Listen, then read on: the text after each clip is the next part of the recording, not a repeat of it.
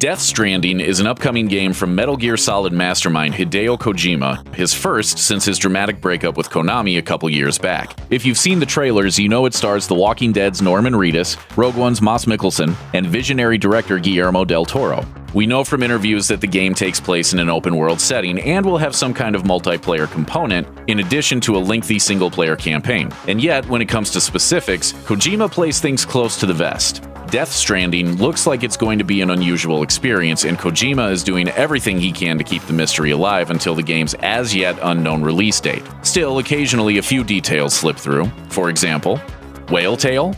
Death Stranding is all about connections, and maybe a little bit about whales. In a typically mysterious interview with Wired, Kojima said that the story is about what you call strands in psychology, how people are connected. Kojima says Death Stranding involves connecting players to one another via gameplay, and explores Kojima's ideas about trying to connect one character to another or to connect life and death. The title also might have something to do with whales. The first trailer opens on a beach full of dead wildlife, including dead whales. When whales beach themselves, marine biologists call it stranding. Experts think the giant creatures may do it to escape predators, or they may just be lost, but it rarely ends well. The whales typically die of dehydration or die when the high tide comes in. What all this has to do with the story of Death Stranding, however, remains a mystery. Anime inspiration? Clearly, Kojima has 1988 anime classic Akira on the brain. When fans asked when Death Stranding is going to come out, Kojima Productions replied on Twitter, "Before the Tokyo Olympic Games, before the new Akira." The Tokyo Olympics are in 2020, but the Akira reference isn't as clear. Warner Brothers has been trying to get a live-action Akira film off the ground for years, but the movie isn't officially in production and has no definite release date. So it could just be a joke, but it might also be a clue. Yeah, don't make me laugh. It's a bit of a stretch, but some fans think they found Akira connections in Death Stranding's 2 trailers as well. The chunky tank from the second trailer looks vaguely like the tanks in Akira, and like Akira, Death Stranding looks like it's set in a world ravaged by nuclear war and clearly has something to do with human experimentation. Gamechanger.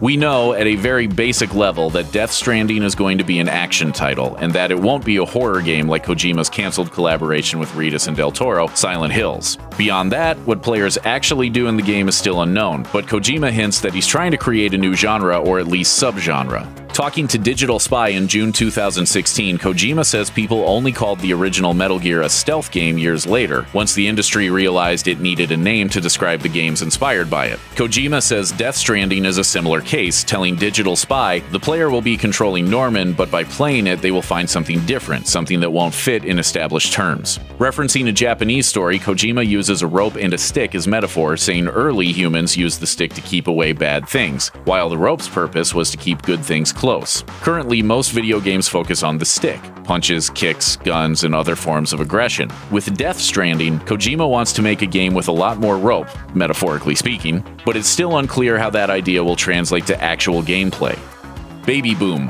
For some reason, Death Stranding's promotional materials are chock full of babies and baby dolls. In the first trailer, Norman Reedus picks up a lost baby on a beach, cradling it to his body before it disappears. In the second, Guillermo del Toro cradles a womb-like capsule with a living baby inside while a mangled doll floats at his feet. Kojima Productions filmed both trailers using motion capture technology and didn't use real babies in the production of either video. On set, dolls stood in for the infants. In a series of tweets, Kojima revealed that the prop baby held by Norman Reedus is named Lou No. 2. The other baby doll used is named Lou No. 1. It's unclear if the name Lou has any significance whatsoever, but when the details are this scarce, we'll take what we can get.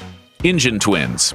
2017's open-world sci-fi smash Horizon Zero Dawn set a new, very high bar for video game graphics, thanks largely to Guerrilla Games' proprietary Decima engine. So it's no surprise that Kojima wanted to use Decima to bring Death Stranding to life. Instead of signing a contract or demanding a fee, however, Guerrilla gave Kojima access to the engine for free. So if you enjoyed the look and feel of Horizon Zero Dawn, expect Death Stranding to have a similar feel, but with a Kojima twist. There is one catch to this arrangement, but it's more like a bonus. Any changes that Kojima makes to the Decima engine's code has to be shared with Guerrilla, allowing both companies to develop it together. According to Kojima, it's a deal that's worked out beautifully. After 6 months, he says the code completely merged together into something new and improved. At PlayStation Experience 2016, Kojima, through a translator, said Guerrilla's ambition is extraordinary. making games in a way is like going to space. You know, Guerrilla Cameras was like, well, let's go to Jupiter together. So that was a great feeling. Thanks for watching. Click the looper icon to subscribe to our YouTube channel. Plus, check out all this cool stuff we know you'll love too.